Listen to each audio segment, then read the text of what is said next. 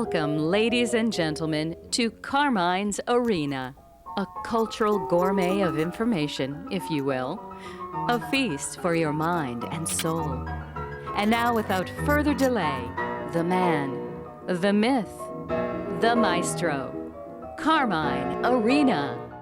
Greetings, and welcome once again to Carmine's Arena, site of contest and conflict, venue for and of resolution. Resolution in terms of focus, remedy, and commitment, both yours and mine, to the preservation, the propagation, and indeed the celebration of Western civilization. 'Tis time to speak of many things beside cabbages and kings, so speak we will of women instead. Women savaged and made Araby's playthings, that infamy of long standing, Islam's women. Whereas in apple pie America, the war on women is the odd tale best told by one or another feminist Scheherazade, until we are made to yawn and nod, awakened soon after by political lightning rods and other slipshod victimhood satellite methods, even iPod. The likelihood is that feminism spawn other sisterhoods, in their wake creating naught but sinister goods. Those once reckoned and registered goods of femininity, replaced with feminist rigidity, which is to say, frigidity. Frigidity iced in from the free flow of thought, caught up short, leaving a skating surface for academic, political, slippery sport, all too thin, but for inklings and triflings, sisterhoods, crystal gazings. Yet, how come our feminists don't meddle and slam Islam's anti-feminist program? Perhaps getting real is no way to come to heal, as invidious gender studies departments ceaselessly wheel and collegially deal and congeal so as to conceal. As long as they can disport, abort, and distort, why should they to truth comport? As long as the left has heft, why should truth itself be not accused of grand theft? Sisterhood requires its percentage of rampage. It'll get you center stage, while each surplus fetus is headed for New Age sarcophagus. Here in America, where there has been a phony baloney war on women, nonetheless given politically correct credence by militant feminists and their miscreants. Here, however, women are allowed to overdevelop, while in Abdullah land they are generally genitally scalloped and enveloped. Painful adult circumcision of females is obligatory.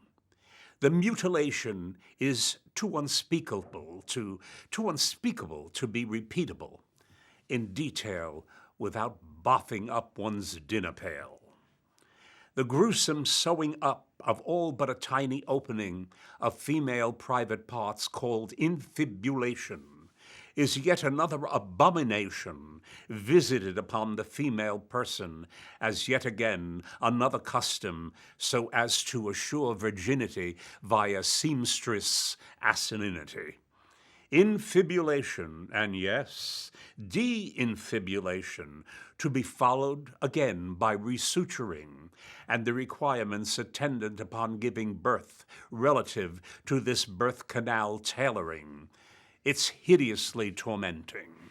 Thus women in Islam's bedlam, scalloped and walloped, must submit while in America feminist pundits nitpick at self-imagined discomforts to reality outwit, while their romantic joys remain starlit and Muslim women routinely warned of awaiting stone pits from male-dominated pulpits.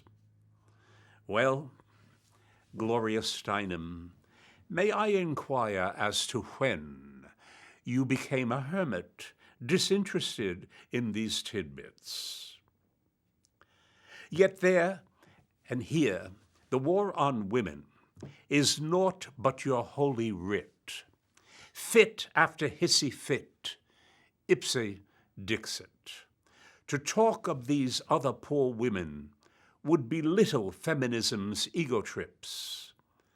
At this point, Miss Steinem, you're about as useful to women as a Muslim male at a harem post-mortem.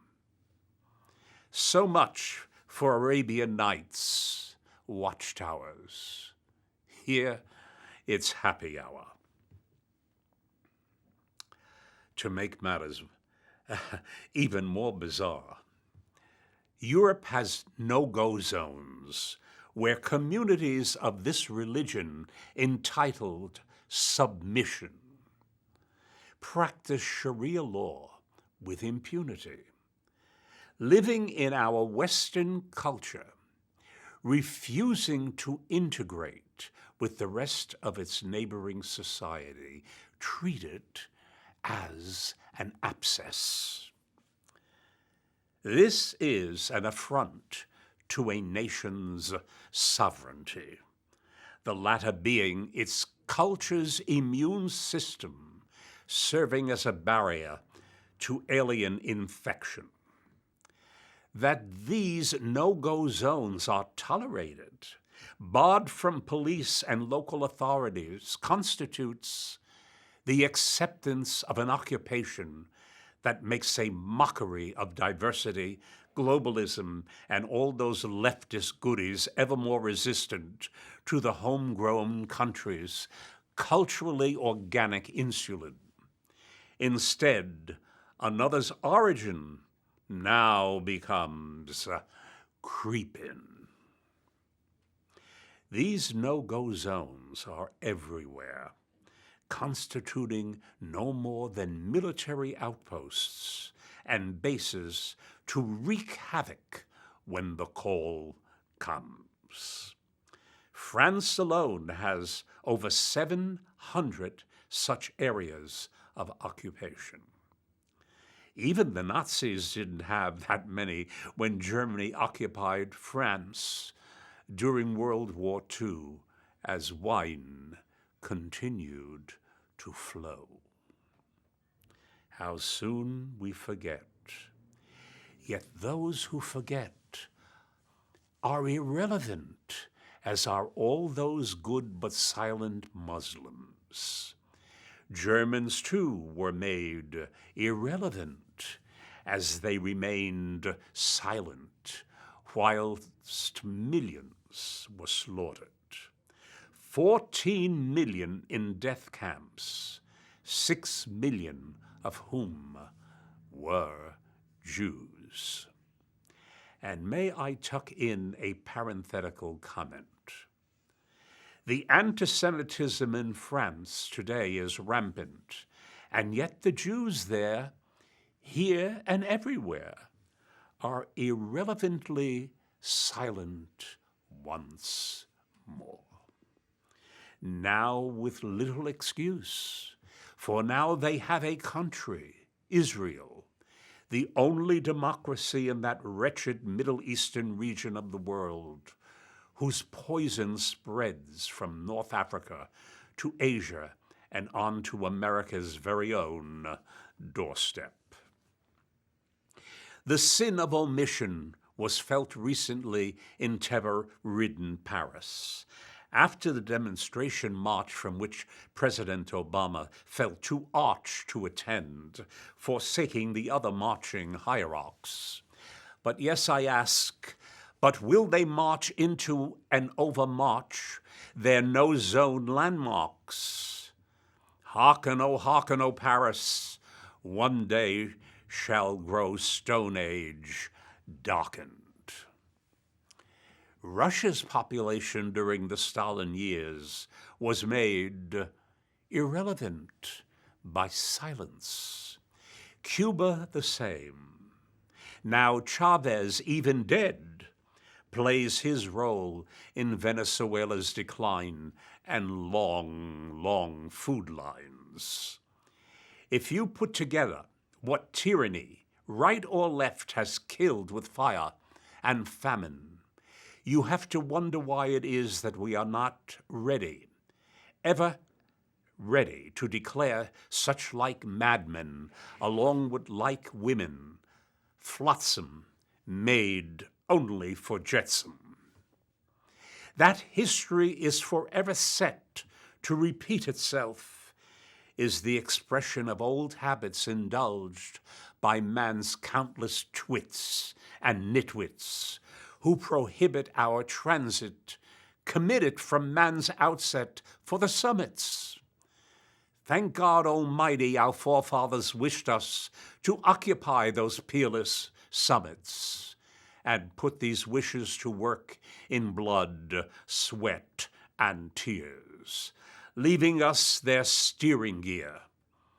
Were we ignorantly set it aside, were we to do that, we should be left with much to fear, suffering the anemia of academia, that ghastly intelligentsia whose, along with the media, make room for Islamo-kleptomania, then go on to buffer geopolitical hypochondria with Quranic miscellanea. Don't alone listen to me, but let's move on to one Brigitte Gabriel, who literally inhabited Arabia's obscene theoretical scene, gangrene. One day to be sterilized, I hope, and cauterized by acetylene. Such will become its very own demand for us, ultimately to supervene. Please do attend and focus as I paraphrase her written accounts of insights and homegrown woe. Born a Christian, Brigitte recalls that during the Lebanese Civil War, Islamic militants launched an assault on a nearby military base and destroyed her home. Brigitte was 10 years old at the time. She was injured by shrapnel in the attack. Thereafter, she and her parents were forced to live underground in all that remained, an 8 by 10-foot bomb shelter. Lived there for 7 years with only a small kerosene heater. No sanitary systems, no electricity or running water, and little food. She had to crawl in a roadside ditch to a spring for water to evade Muslim snipers. According to her detailed account, at one point a bomb explosion caused her and her parents to become trapped in the shelter for 2 days. They were eventually rescued by 3 Christian militia fighters, one of whom befriended Brigitte, but was later killed by a landmine. Brigitte Gabriel, at one memorable point in this horror story, was warned by a stranger of an impending attack by Islamic militias, an attack calculated to finally erase all Christians in her area. Now get this. She reported that her young life was saved when the Israeli army invaded. Her mother was seriously injured and taken to an Israeli hospital. Brigitte was surprised by the humanity shown by the Israelis, in contrast to the constant propaganda against Jews she heard as a child. She says of this experience, "I truly remain amazed that the Israelis were providing medical treatment to Palestinian and Muslim gunmen. These latter were the sworn mortal enemies dedicated to the destruction of Israel and the slaughter of Jews. Yet, Israeli doctors and nurses worked feverishly to save their lives. Each patient was treated solely according to the nature of his injury. The doctor treated my mother," said Gabrielle, "before he treated an Israeli soldier lying next to her, because her injury was more severe than his." The Israelis did not see religion, did not see political affiliation or nationality. They saw only people in need, and they helped. Needless to say, similar stories abound relative to Israel's humanitarian outpouring. Thus, those other Islamo-maniacal mumbo-jumbo bozos who live in the 11th century, thanks to their contemporary barbarity, now have fallen back into the 7th century, where space travel was to 70 willing and ready heavenly virgins to safety pin. Man's progress, my friends, is no straight line across which unfold improvements, let alone enlightenment. In the 14th century Spain, there was a significant era, however, of enlightenment called la convivencia. Convivencia meaning coexistence. Had we clung to that visionary concept, all that we presently see, feel, and hear of terror and its echoes would not even be conceivable in fiction or even in a bad dream. This was a time when Spain saw the intellectual give and take, an everyday occurrence among Jews, Christians, and Muslims. In fact, Jewish scholars, such as the great Moses Maimonides, who represents the cornerstone of Jewish scholarship, flourished in this atmosphere. Maimonides, rabbi, physician, and philosopher, wrote nearly all of his treatises in Arabic, though he knew Hebrew well. This genius, this polymath, became prominent in the history of Islamic and Arab sciences and is mentioned extensively in the studies of Same. What glorious moments reduced now into scatterbrained terrorists who celebrate death over life. When the Ayatollah Khomeini, before bringing his tyranny to Iran, and still well hidden in France, was interviewed by an admirer, who near the end of the interview asked how he relaxed. For example, did he listen to Beethoven? Looking utterly confused, he responded, "Beethoven? What's that?" Now that's comical, and for very good reason, for comedy is man's consistent hold on correctives. When we can laugh at ourselves and others, we are reminded we're human, human subject to error, terror, and tremor. Small wonder that after all is said and done, humor become comedy is genetically Jewish. In the end, and in a greater sense, aren't we all Jewish? Each of the three great religions is Abrahamic in origin.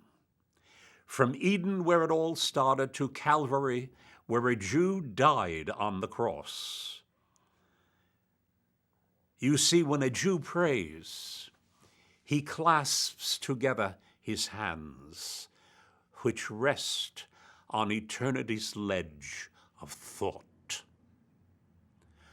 Unlike all too many, a Jew knows that no question has one answer, that each argument, yes, that each prayer has its own polarities. So much so that a once very liberal Jew become neoconservative observed that Jews, in their ambition to be fair, make money like Episcopalians, but vote like Puerto Ricans.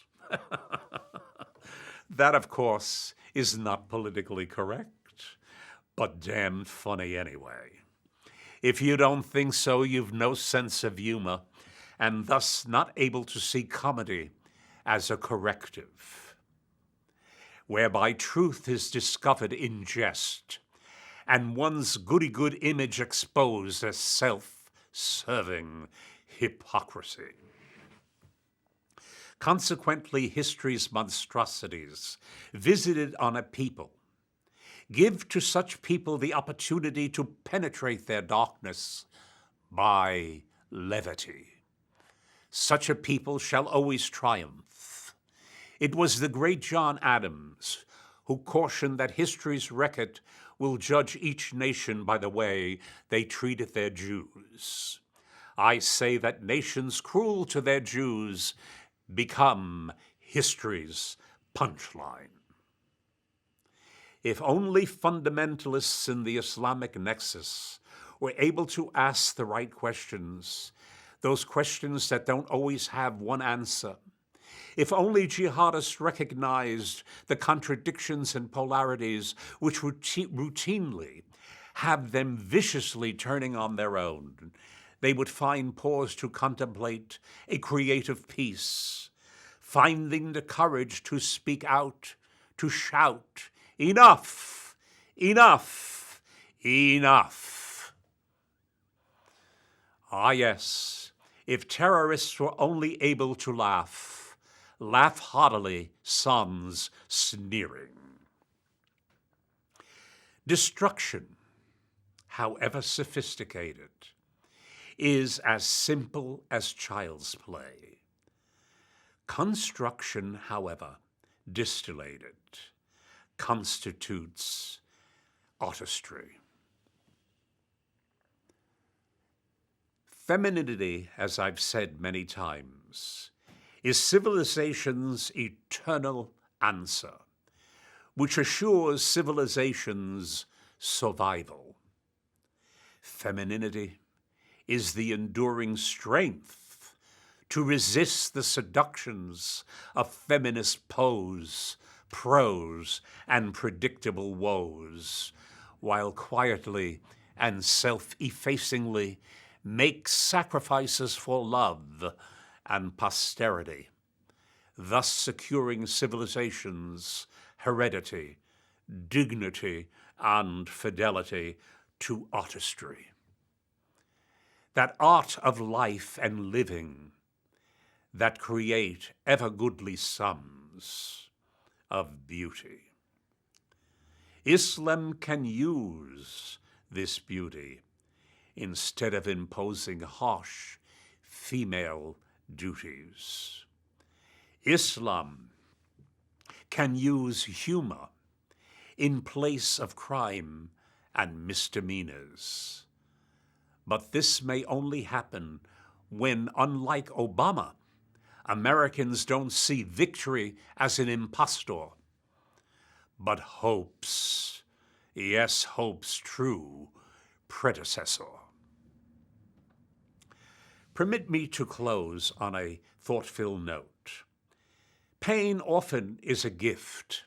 Such irritant, when it cannot be expelled, must be absorbed until with it you find a chord much like an oyster, which can't, no matter how the oyster tries, rid itself of that one grain of embedded sand, and thus ultimately commences to enfold it layer upon substantive layer until it's created a gem.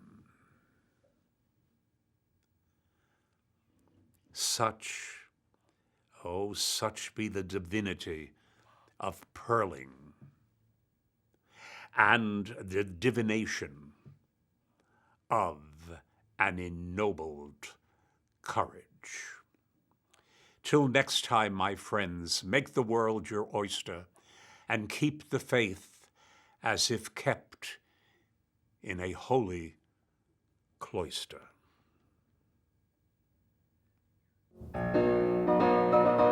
If you have any comments or other remarks, and that I perhaps could even read on some of these broadcasts, please do not hesitate to write to me, Carmine Arena, P.O. Box 1029, Larchmont, New York 10538.